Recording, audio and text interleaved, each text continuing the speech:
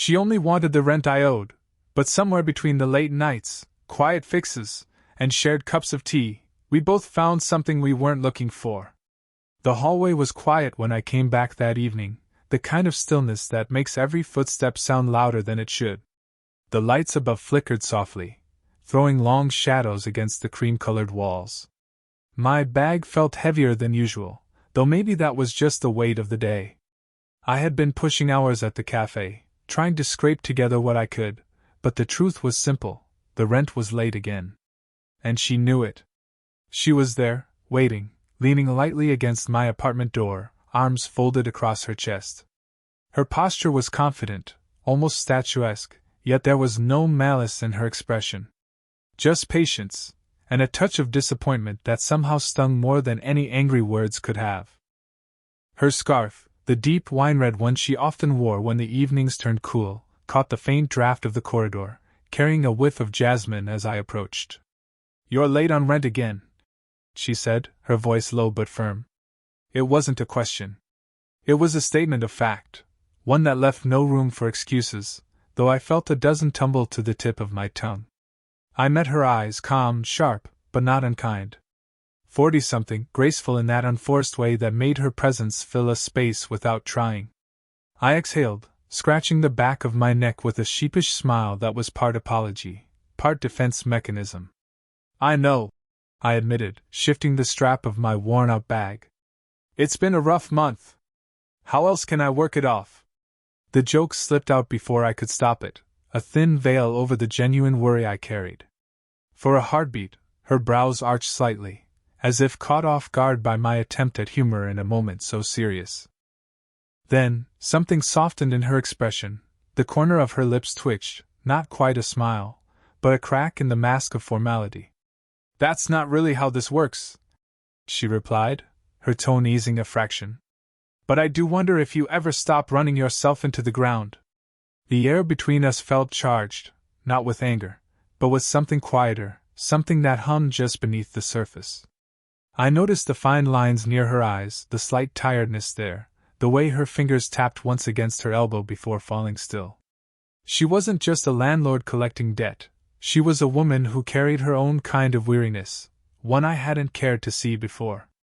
I unlocked the door slowly, turning the knob as the wooden frame gave its usual soft creak. "Look," I murmured, glancing back at her. "I'll make it right. Somehow." For a moment she lingered, eyes meeting mine, steady, unreadable. "We'll talk tomorrow," she said finally, her voice gentler now. "After you've had some rest." And with that she turned down the hallway, her heels clicking softly against the old wood, the faint trace of her perfume trailing in the air long after she disappeared around the corner. I closed the door behind me, but the image of her waiting there, composed yet quietly human, stayed with me long into the night. The next afternoon, the air smelled faintly of rain even though the clouds had passed. I knocked on her door just like she had asked, a quiet tap that felt far too loud in the stillness of the hallway. She answered almost immediately, as if she had been expecting me, or perhaps she always listened for footsteps outside her flat. Her apartment was warm, lived in. A soft, golden light spilled from the lamps, and somewhere in the background, a kettle whistled. She motioned for me to come in without the formality of words, only a small tilt of her head and a half-smile that didn't quite hide the seriousness beneath. "Tea?" she asked, already pouring a second cup before I could agree or decline. I nodded, setting my bag by the door. The scent of chamomile drifted up as she slid the mug across the table toward me. Our fingers brushed lightly. Her nails were neatly kept, her skin cool from the porcelain. It wasn't intentional, but it lingered in the back of my mind as I wrapped my hands around the cup. "I've been thinking," she began, resting against the edge of the counter. "Chasing rent every month, it's tiring for both of us. You're working long hours. I can see that." Her eyes, dark and steady, flicked toward me and then back to the floor, as if considering the weight of her next words. "There are things around here I keep putting off: the garden, the storage room, a few repairs. I don't like asking, but maybe this is a way we can both catch a breath." I blinked, the steam from the tea softening my focus. You want me to help out? Around the house? Her lips curved just slightly. Call it an arrangement. A temporary one. Until you're back on your feet. The offer surprised me. I had expected a warning, maybe even a final notice, but not this, not a compromise that carried with it something more personal than transactions and receipts. That's fair, I said after a pause, trying to gauge the tone behind her words. I can fix the cabinet hinges, clear the gutters, whatever you need. She looked at me then, really looked, her gaze steady, weighing not just my words but my intentions. There was no judgment in it, only a quiet calculation. Start with the kitchen shelves, she said finally, her voice softening. And the garden, it's been lonely lately. A small laugh escaped me before I could stop it. Gardens get lonely? Mine does, she replied, and this time, her smile reached her eyes. The moment hung there, simple, unforced, but carrying a shift I couldn't name. The rent problem hadn't vanished, but something else had taken root, a sense that this house, this woman, wasn't as distant as the title of landlady made her seem. As I left her flat that afternoon, the scent of chamomile followed me out into the hallway, mingling with the fading trace of her perfume. For the first time in weeks, I didn't feel the weight of owing, I felt the beginning of being involved. The rain came in softly that evening, a steady whisper against the windows as I stood in her living room, a screwdriver in hand. The loose cabinet hinge she had mentioned sat half fixed before me, but my attention kept wandering. The room had that sort of warmth you only find in lived-in spaces, books stacked in odd corners, a faint scent of lavender polish clinging to the wood, and a soft hum from an old floor lamp that flickered every few minutes. She was nearby, moving from one side of the room to the other, gathering things from shelves, pausing to wipe a frame or straighten a cushion. It wasn't that she needed to be there while I worked, I suspected she simply wanted to keep me company. Careful with that one, she said, leaning slightly over my shoulder to point at a stubborn screw. Her hand rested lightly on the edge of the cabinet, fingers brushing mine for the briefest moment. It wasn't deliberate, at least not in the way that called for acknowledgement, but the touch left a small ripple behind, the kind that lingers longer than it should. Got it, I murmured, tightening the hinge. You've been living here long? She chuckled softly, a sound that felt like warm tea on a cold night. Nearly 15 years. Longer than I planned, really. Life has a way of settling you where you least expect.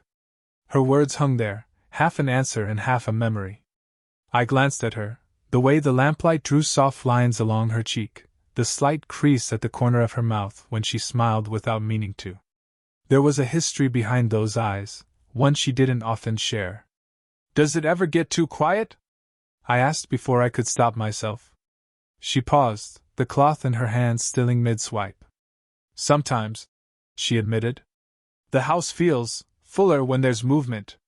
Noise. Someone making a mess of the place. Her lips curved faintly. Like you? I laughed under my breath, unsure whether to feel apologetic or oddly invited. Glad I can contribute. For the next hour, we moved in a quiet rhythm, her tending to the plants by the window, me sorting through tools and loose screws. The rain thickened outside, tapping against the glass in steady percussion. Occasionally, she'd lean close to hand me something, her shoulder brushing mine, her perfume faint but unmistakable, citrus with a trace of something warmer beneath.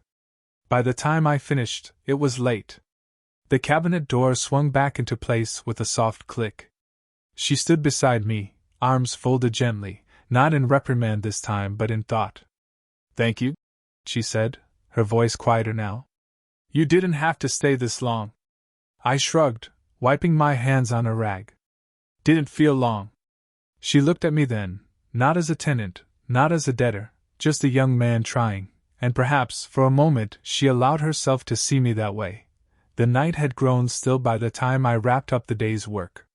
The house had that particular hush it wore after sunset, a mix of cooling wood and faint tea leaves lingering in the kitchen. I was wiping down the tools when I heard her steps, soft and unhurried, moving closer.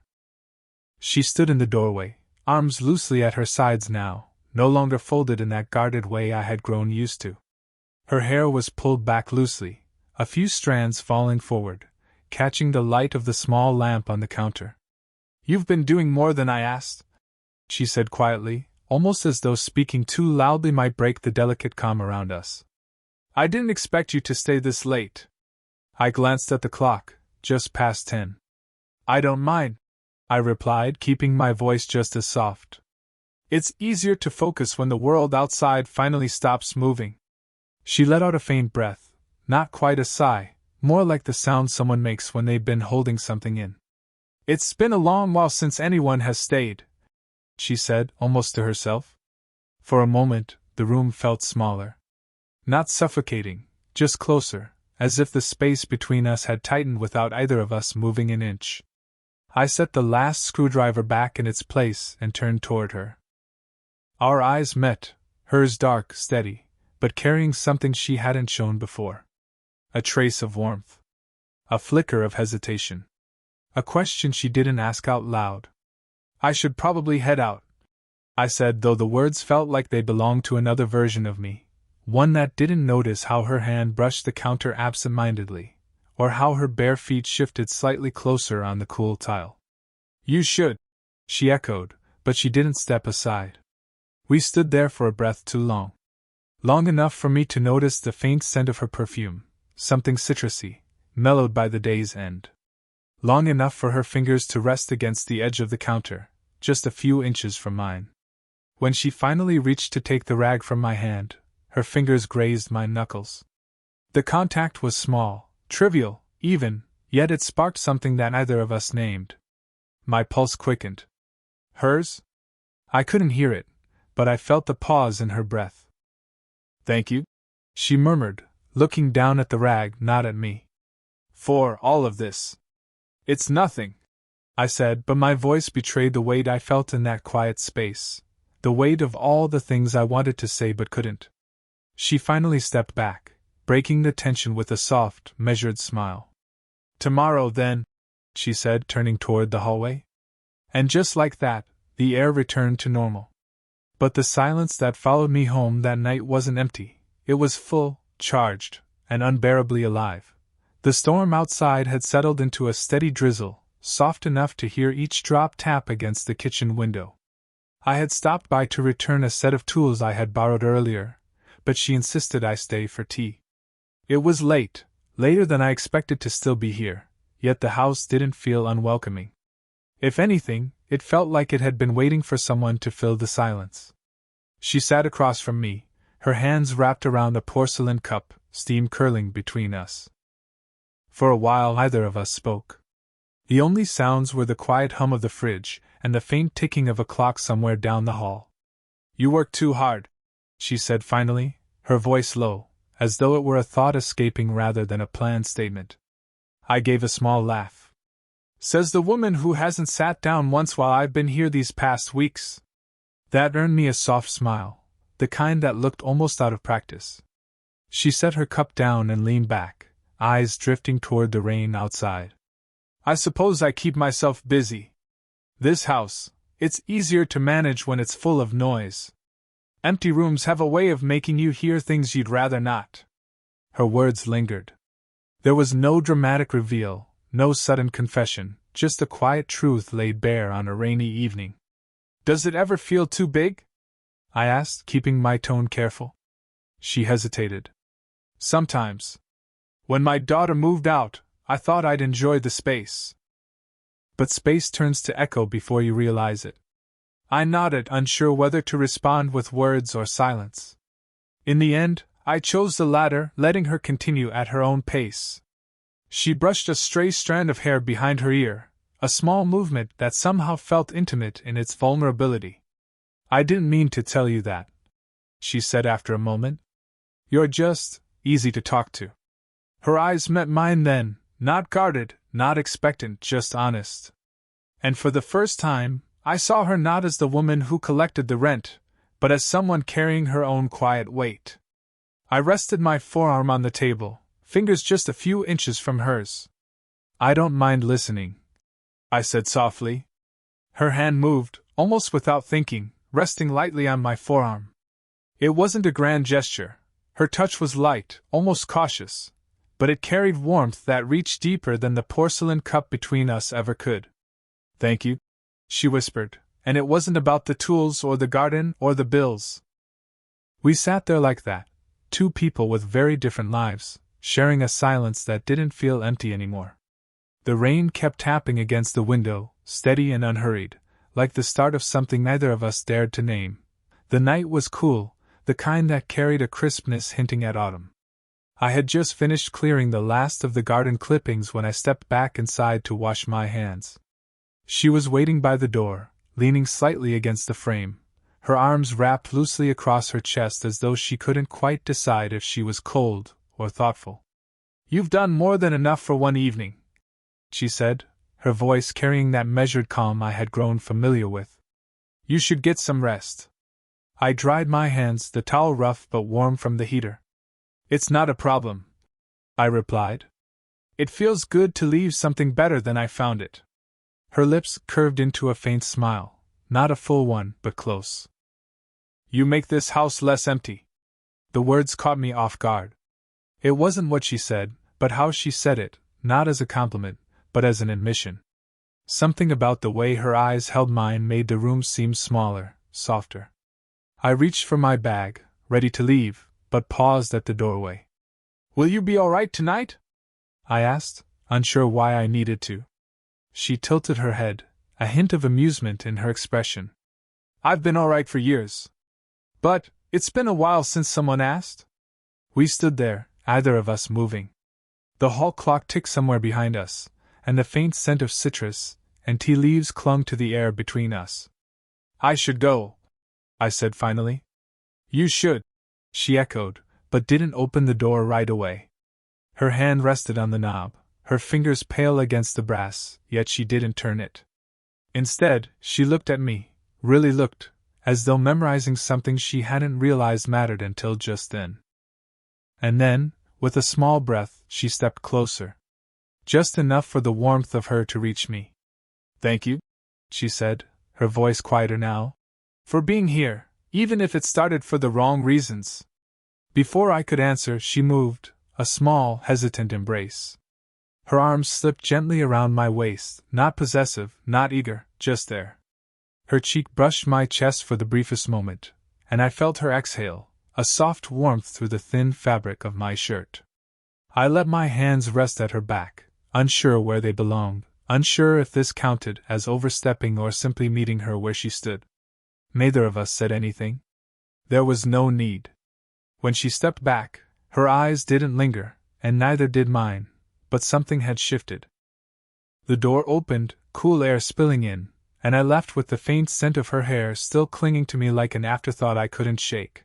Morning sunlight filtered through the lace curtains, tracing soft, uneven patterns across the kitchen table. The house was quieter than usual, but not in the hollow way it once was. There was a hum to it now, the kind of quiet that feels lived in, rather than endured. I was lacing my boots, ready to leave for work, when she appeared at the doorway. No scarf today, no practiced composure, just her, hair loosely tied, a simple cardigan draped over her shoulders. In her hands, a small paper bag. "You're heading out early," she said, more observation than question. "Trying to," I replied, standing up. "The cafe's been picking up. It helps." She nodded, stepping closer. "I made something for you." The bag crinkled softly as she held it out. The faint smell of toasted bread and something sweet drifted from within, homemade by the look of it. "For the road," she added, her tone light, but her fingers lingered just slightly as they brushed mine. I took the bag, a small smile tugging at the corner of my mouth. "Not rent?" I teased gently. Her laugh came quiet but genuine this time. "Not rent. Just thanks." We stood there for a moment, and in that stillness, I realized how far we'd come from that first tense night at my door. The overdue bills, the awkward jokes, the quiet hours spent fixing what was broken, none of it had been the real story. It was this, the way she had let me in, little by little, until the house no longer felt like hers alone, and I no longer felt like just a name on a payment sheet. "I guess I'll still owe you a little work," I said, half turning toward the door. She leaned lightly against the counter, arms crossing loosely. Only if you want to. The shelves survived your repairs, the garden looks like it's breathing again. I think we're even. Even. It was a nice word, but we both knew it didn't quite fit. There was a warmth now, something mutual and unspoken, growing in the quiet spaces between errands and teacups. As I reached for the doorknob, she said my name softly, just that, nothing more. I glanced back. Take care of yourself out there, she said, her voice carrying a softness I hadn't heard before. I nodded. You too. And as I stepped out into the morning, the paper bag warm in my hand, I felt something shift, not a dramatic change, just the steady kind that lingers, waiting for the next moment to build upon it. The rent was paid. The house was mended. But what remained was more valuable than either, a quiet promise, unspoken yet understood, that this connection didn't need a debt to keep it alive.